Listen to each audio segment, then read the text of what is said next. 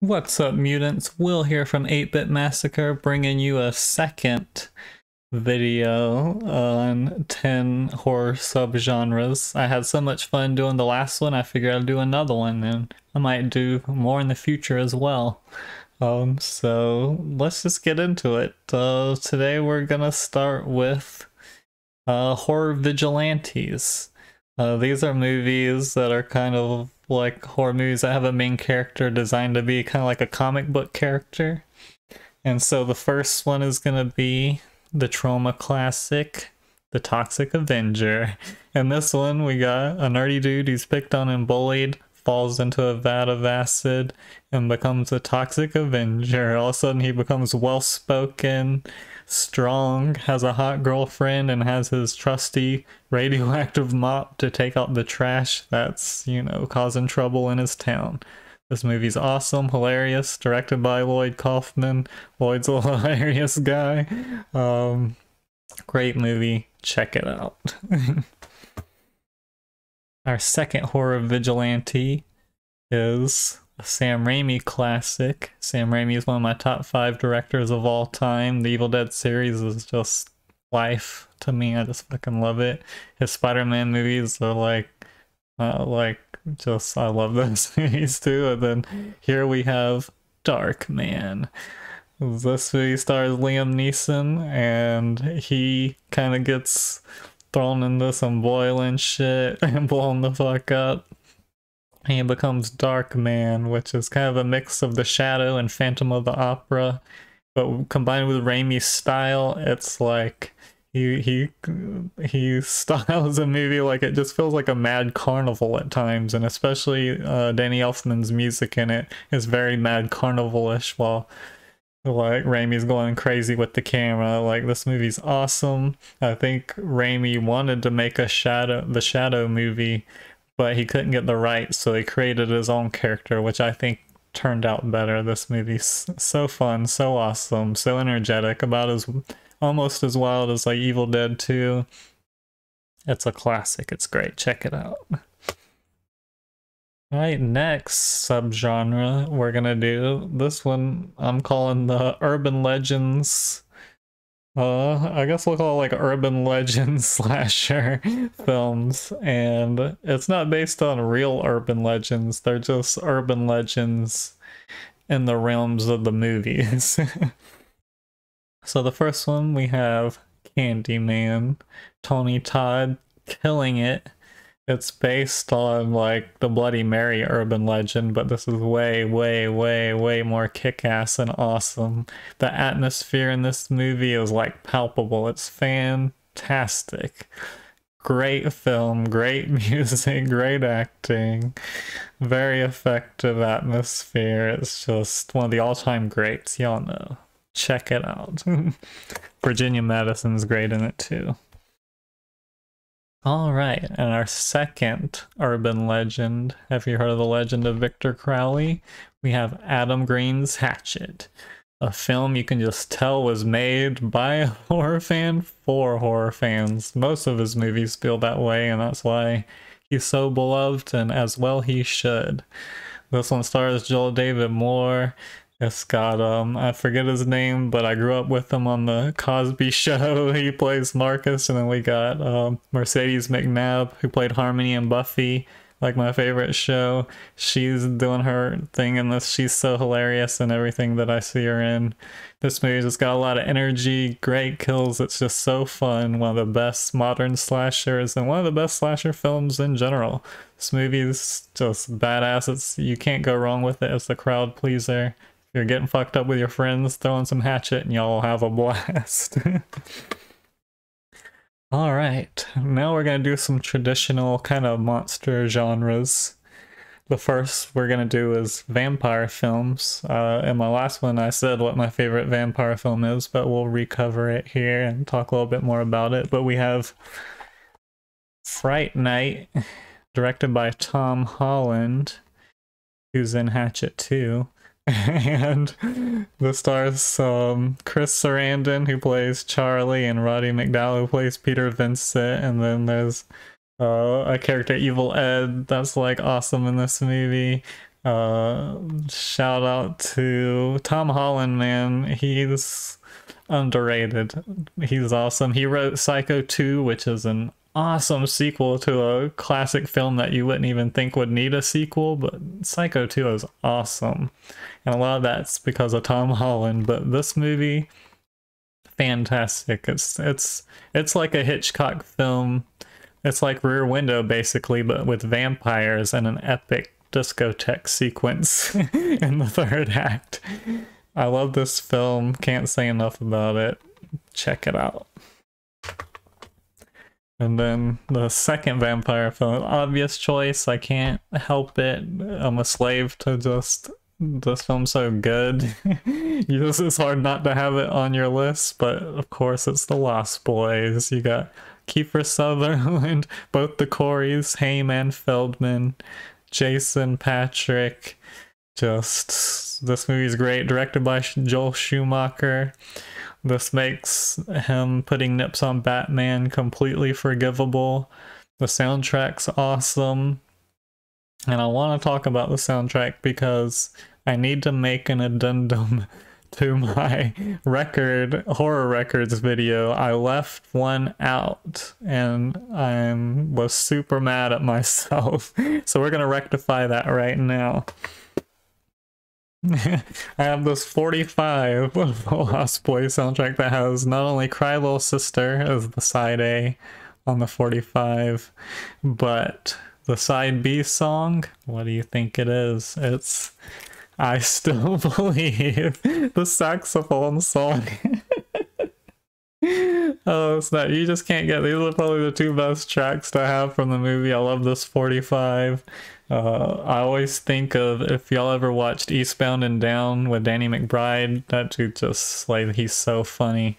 There's like, in season 2, he's down in Mexico, and there's a girl he likes, and there's some dude like macking on her at one point, and he's like, you look like that dude who played the saxophone in the Lost Boys, and then he's like behind the girl, like mocking the guy, and he's just behind her going, dude, Kenny Powers is hilarious. Anyway, left this out of my video, super mad at myself, making an addendum now, because Lost Boys soundtrack is so awesome. One day I'll have the full one, but it's awesome to have this 45. Alright. Werewolves. So my favorite werewolf film of all time is The Howling by Joe Dante. Joe Dante, another one of my top favorite filmmakers ever. He did the original Piranha and this. He did both Gremlins films that I absolutely adore. Inner Space, The Burbs, like holy shit, Joe Dante.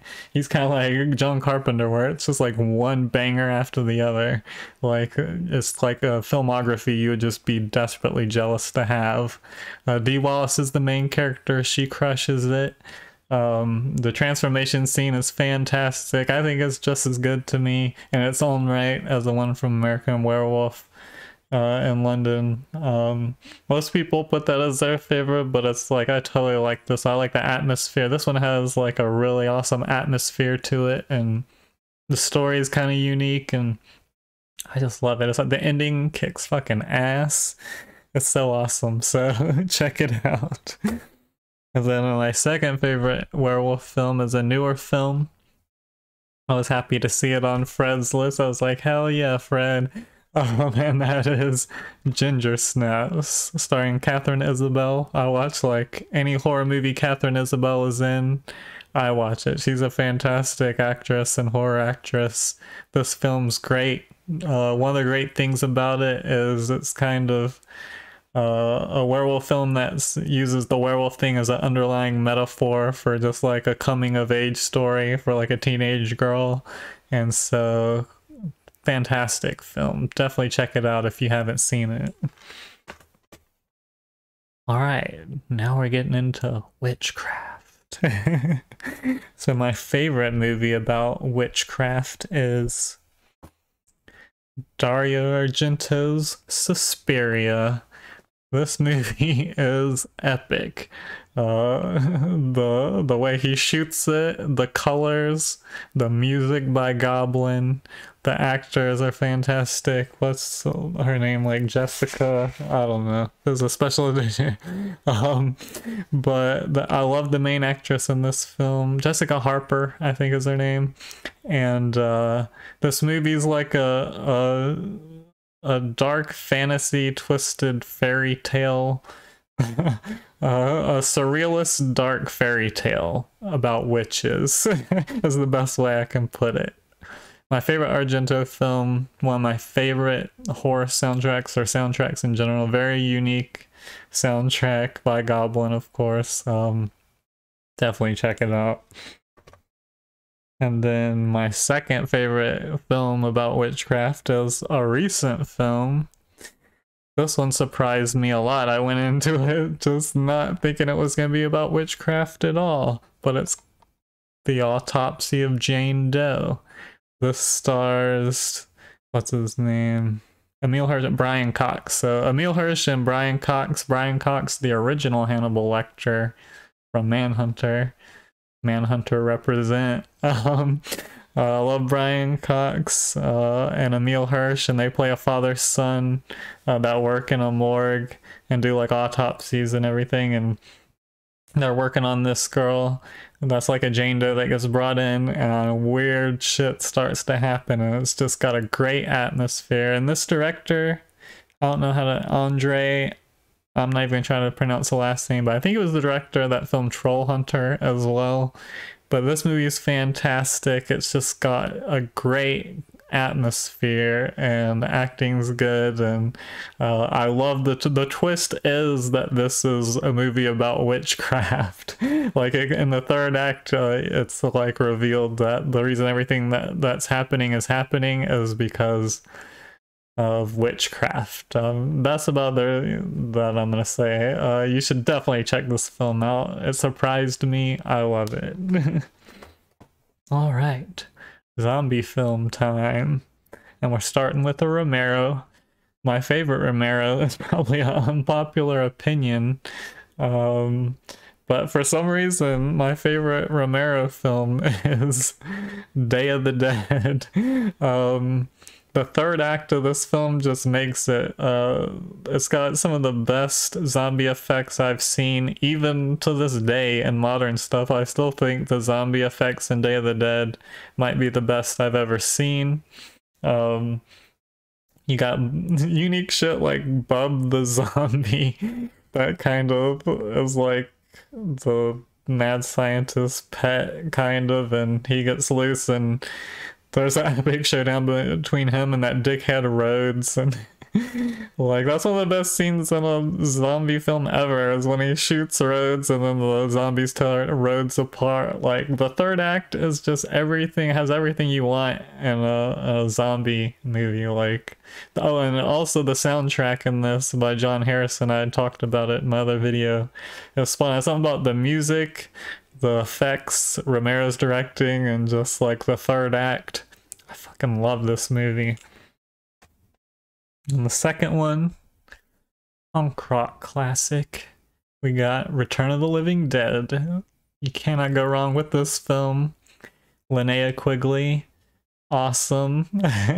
You got, this one was directed by Dan O'Bannon, who wrote the original Alien film. And he even worked with John Carpenter. John Carpenter's very first film was like a student film, and it's like, I have it over there. What's the name of it? Dark Star. And it was like kind of created by John Carpenter and Dan O'Bannon. And I recently finally got my hands on it and watched it. And I was like, holy shit, this was a huge inspiration on the web series Red vs. Blue. I was not expecting that. Hold on, my phone's going. Do not interrupt my video phone. Delaware. I don't know anyone in Delaware. Anyway, if you like this film, I forgot to say in my last video that Night of the Demons, that also has Linnea Quigley, has the same vibe as this film. It's got that punk rock kind of horror comedy zaniness to it, and both have Linnea Quigley, so one of the best like double features you could do if you love this movie is watch Night of the Demons and Return of the Living Dead. This movie is awesome. Love it. You got Trioxin, you got Brains, like just a classic among classics, and the soundtrack kicks fucking ass. All right, now we're getting to possession films. So my first one, my favorite possession film, is one of the ones in the Exorcist series, but it's not the first one. It is Exorcist 3. I love this. I love it more than the first one. I think it's better than the first one. And it's a direct sequel to part 1. It just ignores part 2. Part 2's trash. Fuck that movie. But 1 and 3 rule, especially 3. This one's directed by William Peter Blatty, who wrote the first film. And then he wrote and directed this one, and dude, his directing is killer in this movie. Like us, he just surprised me. And George C. Scott, one of the reasons I just love this movie is George C. Scott's performance. It's like I could just watch his performance in this like all day. There's something about it, he just crushes it. This is my favorite performance by George C. Scott. And then our cherry on top is to get Brad Dourif. Right there.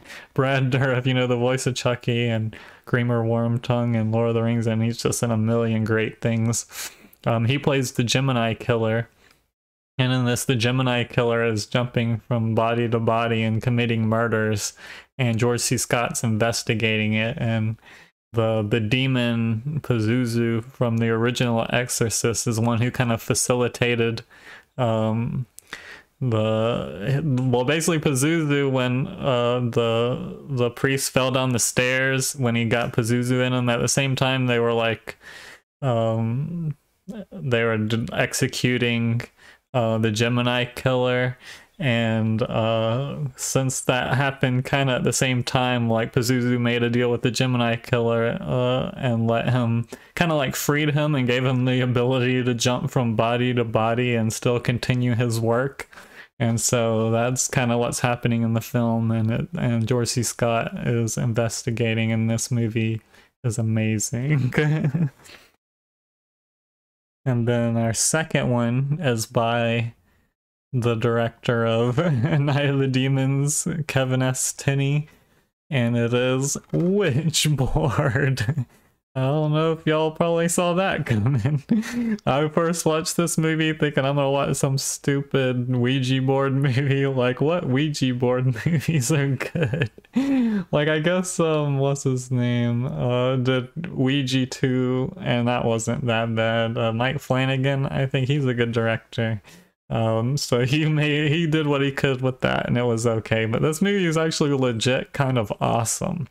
It has Tawny Kitaen in it, and then these two other actors, I don't really know what their names are, who cares, but it's about a Ouija board that leads Tawny Kitaen to start being possessed. I think it's like she's pregnant and it's after her, it wants to possess her baby and kind of be reborn through her or whatnot, the main villain. But the reason I like this movie so much is there's like a whole bromance that happens between these two guys who were old friends, but now they just hate each other and they're dicks. The whole beginning of the movie, they're just being dicks to each other, but once Tawny starts getting possessed, they kind of put aside they start teaming up, and then they kind of rekindle their friendship and become friends. I don't know. I don't know why that makes me like this movie, but I don't know. I was not expecting to like this movie so much, but now it's one of my favorites. I could watch this anytime. It's really fun. Alright, now we're gonna do Shameless holiday slashers. These aren't classy holiday slashers like Halloween or Black Christmas. These are more over the top and shameless. And so our first one is Blood Rage. This is a Thanksgiving slasher. I love it so much. I took it to Thanksgiving once with my family, and they loved it. It was a crowd pleaser. We watched it, and it was one of my favorite Thanksgivings in recent memory. But this one's about two twins. One's a killer, and one isn't. And when they were kids, like one of them kills and blames the other one, so the wrong one gets locked up in the psych ward, and then it jumps in time, and it's Thanksgiving, and the good one escapes the psych ward and is trying to get back home, while the other one is starting to go crazy and kill again because I don't know, he's got mommy issues. She's like found a new dude and she's gonna get married or something, and so it causes them to go off the deep end and start killing everyone in the apartment complex. But everyone thinks the bad one's good and the good one's bad, and it's hilarious. It's got some great gore and kills in it. The synth soundtrack in this is hilarious, and you even get a crazy cameo by Ted Raimi at the beginning selling condoms in the bathroom at the drive-in. It's fantastic. And then our second Shameless holiday slasher is Silent Night, Deadly Night 2. It doesn't get more shameless than this. This is literally a cash grab that, I mean, you get two movies in one with this. The first half is the original movie condensed to like 45 minutes. In which we get some more Linnea Quigley action in this. Her scene is mostly intact from the first film where she gets impaled with the antlers. But then the second half is like new footage they filmed with this dude who acts completely with his eyebrows alone. The most epic eyebrow acting actor ever to be on screen. I mean, it's famous for Garbage Day. You see it, like, Garbage Day. But there's like a kill with the umbrella where he shoves it through the guy and then opens the umbrella through the back of him, like, and there's a dude who's like being a dick when he's with his girlfriend, and like he electrocutes him with a car battery and the jumper cables, and there's a dude who's like trying to like molest his girlfriend or something in some field, and then he starts driving over this dude and backing over him over and over, and it's just like hilarious. This movie just it's funny as fuck, and you should definitely check it out. I mean, I don't even know. It's entertaining as hell, more than it should be. Alright, now we're gonna get into psychological horror. One of my favorite genres. I love the Silent Hill games. Those are my favorite horror video games, and so these two are definitely huge influences on that series, for sure. And the first one's the obvious classic. One of the best Kubrick movies ever made. Stanley Kubrick's The Shining. I mean, you know, y'all, do I even really have to talk about this one? But I had to put it on because it's like, I mean, it's kind of a supernatural horror too, but I feel like, you know, the supernatural element is like, kind of, it's like a location that feeds on dark energy or something. Like it brings out the worst in you. And so it's feeding off of Jack and gets him to go crazy. And, you know, he doesn't want to hurt you. He just wants to bash your brains the fuck in. You know what I'm saying? Great atmosphere, great camera work, and music by Wendy Carlos. I think it went from Walter to Wendy. I think it's Wendy now. So Wendy Carlos, awesome score, haunting score. I mean, the Overlook is classic, a character in itself. The acting is great. Like, Jack Nicholson just kills it. I actually like to double feature this with Batman 1989 because I just love watching Jack Nicholson just be like batshit nuts. Those two performances of him just going complete off the walls wacky. Like, I just can't get enough of Jack Nicholson when he's like off the leash, just doing his thing. So, The Shining, of course, y'all know, one of the best movies ever made. My second favorite psychological horror film is Jacob's Ladder. Yes, if you're a fan of Silent Hill, especially 2 and 3, and you haven't seen this, you have to see it. A lot of imagery from the Silent Hill games come from this, and kind of like how they tell surrealist storytelling in it comes from this, because this guy's kind of bouncing around realms throughout the whole movie. He was in the Vietnam War, he was experimented on with like crazy government drugs, and he's kind of in some sort of purgatory, and he's dealing with his past kind of before he can move on. And so it's great. Tim Robbins kicks ass in it. It's very atmospheric, and the soundtrack is awesome, very Silent Hillish as well, and it was directed by Adrian Lin. So just, this is a masterwork of not only psychological horror but surreal horror as well, which is going to be our next subgenre, is surreal horror. This first one I shouldn't have to talk about much. I just did a review of it, but it is on Cascarelli's Phantasm. It's a kind of surrealist horror where it's kind of the nightmare of a kid who's lost his family and is dealing with it.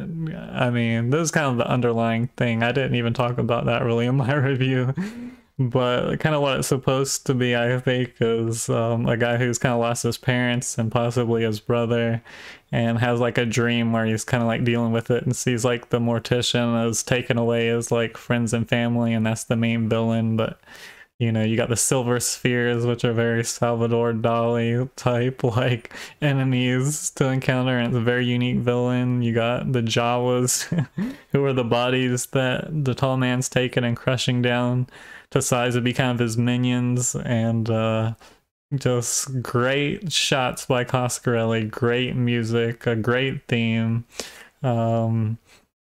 great atmosphere, lots of great dreamy like sequences.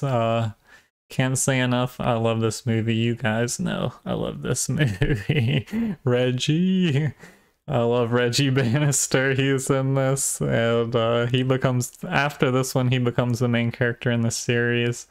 A 4-barrel shotgun toting badass, but the original is my favorite, and you know, awesome stuff. Check it out.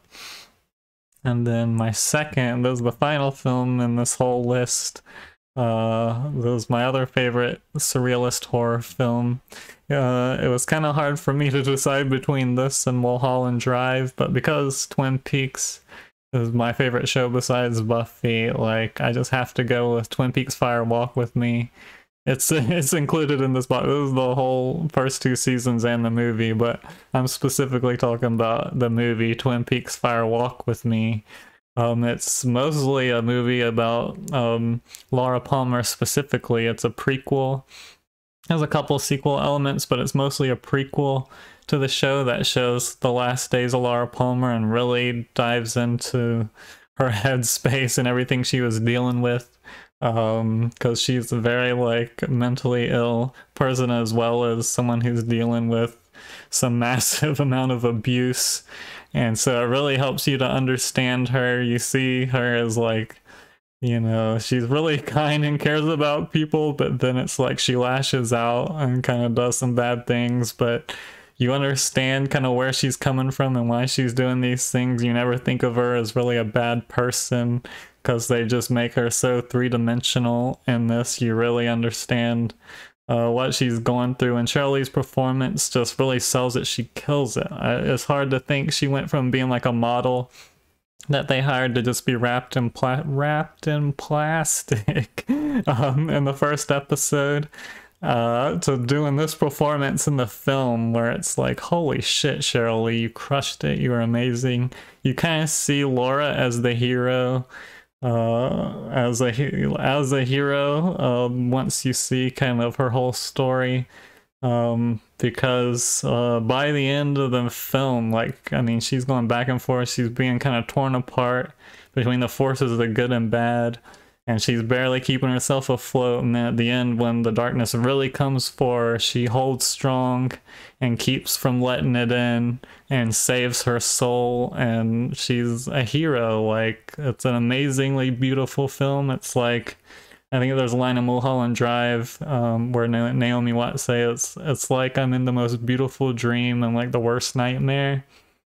And that's some of Lynch's best films in a nutshell. You just see like the greatest things about life and humanity and the worst kind of all at the same time. And Laura Palmer is one of the all-time great characters and heroes. Like, amazing film, amazing performance, the music, epic. David Lynch's directing, epic. This didn't get a lot of praise when it came out, and I still don't know if it really does.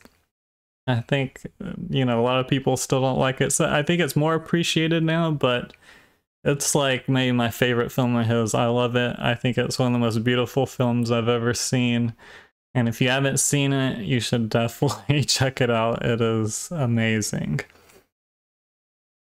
So that's my next 20 film recommendations based on 10 horror subgenres. I hope you guys enjoyed it. I really enjoyed making it. I really enjoyed making the last one. If you guys enjoyed this content or any of the other videos I've made, definitely like and subscribe. And come hang out with me again sometime. So just want to say what's up to my mutant fam, and my horror fam, and my gaming community fam. I love all you guys so much. You guys inspire me to keep doing this, making all this content for you guys. It's so fun, and I hope to see you guys again real soon.